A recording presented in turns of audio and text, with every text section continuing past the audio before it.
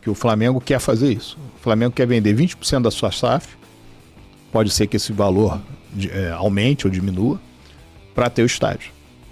E o Fluminense... Que tem contrato, que vai patrocinar o Flamengo, e estão sentados? Vai pagar 5 vezes mais ao Flamengo do que paga ao Vasco. Essa é a mais pura realidade. Porque nós estamos em outro patamar.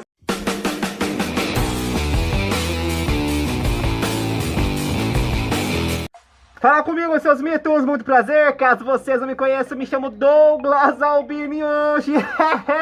Seus mitos, tem vascaíno reclamando que a nova patrocinadora do Flamengo vai pagar 5 vezes mais do que paga pro atual Vasco da Gama, cara. E logo depois também tem vascaíno falando sobre as SAFs, criticando as SAFs de Vasco, Botafogo, Cruzeiro, elogiando talvez uma futura SAF do Flamengo, que eu sinceramente não concordo muito não. Mas enfim, assista o vídeo até o final, porque o vídeo está sensacional, tá bom, nação? Os créditos primeiramente para pro canal Mundo Ed, o link está na própria descrição do vídeo, vão lá.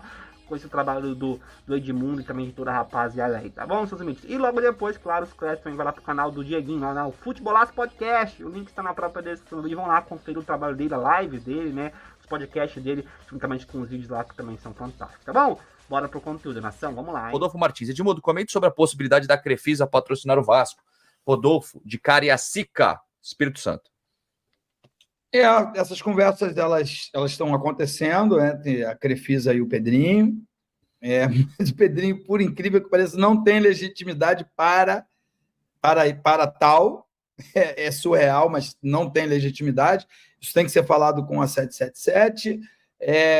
O Vasco tem uma patrocinadora master que tem contrato, que vai patrocinar o Flamengo.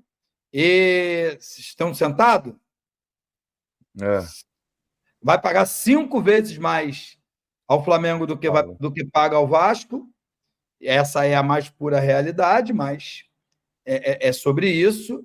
Agora, existe a possibilidade, que aí é uma coisa que o Pedrinho vai ter poder de negociação, na construção de uma nova arena, de um novo estádio, né? uma reforma, e ter o nome do Name Right, é assim que fala. O nome do estádio é Arena Crefisa. Isso está nas mãos do Pedrinho, isso aí vocês podem cobrar. Isso tá. As conversas estão bem adiantadas para que isso aconteça. Boa, vamos ver, vamos esperar, Rodolfo. A gente vai passando aqui, se tiver novidades, Marcelo próprio mesmo. Sendo que um estádio é muito caro. Então o Flamengo tem 2 opções. Se ele for construir estádio, ou ele vai, se for irresponsável, vai se endividar, ou vai ter que passar por um período deixando de investir pesado no futebol para ir pagando o estádio, para daqui uns anos voltar a ter o investimento que ele tem hoje. Então o Landim viu na possibilidade da SAF, eu vendo um percentual, com esse dinheiro eu jogo inteiro no estádio, continuo com o controle acionário e não deixo de investir pesado no futebol. Seria o cenário ideal. Então, tu vê com bons olhos esse modelo, e eu acho que literalmente, cada um do seu jeito, a maioria vai partir para o modelo de SAF. Isso que você está dizendo há mais de um ano já é sabido, que o Flamengo quer fazer isso. O Flamengo quer vender 20% da sua SAF, pode ser que esse valor aumente ou diminua, para ter o estádio. E o Fluminense pensa também em ter SAF, desde que tenha o controle acionário. O que o Vasco, o Cruzeiro e o Botafogo fizeram foi um erro monumental. Eu disse isso aqui em novembro. É um erro monumental, porque você fica na mão de terceiros. Botafogo com 90%, Cruzeiro com 90%, Vasco com 70%. Se por acaso o Vasco tivesse feito um campeonato brasileiro razoável, a situação, no caso da ex-chapa roxa, ganharia eleição. Através, com o caso Alberto Osório, seria o nome que ganharia a eleição. Porque o Vasco foi muito mal no futebol, eles ficaram preocupados e tiveram que fazer essa junção. E aí eles já partiriam para vender mais 20% mesmo. Porque aquela história de dívida oculta que o Jorge Salgado falou para o Fábio Azevedo em junho, julho, no começo do Campeonato Brasileiro, o Vasco ganhou do Atlético Mineiro, empatou com o Palmeiras, aí ele deu uma declaração, o Vasco tem 200 milhões de dívida oculta. Aquilo é uma senha para o Vasco vender mais 20%.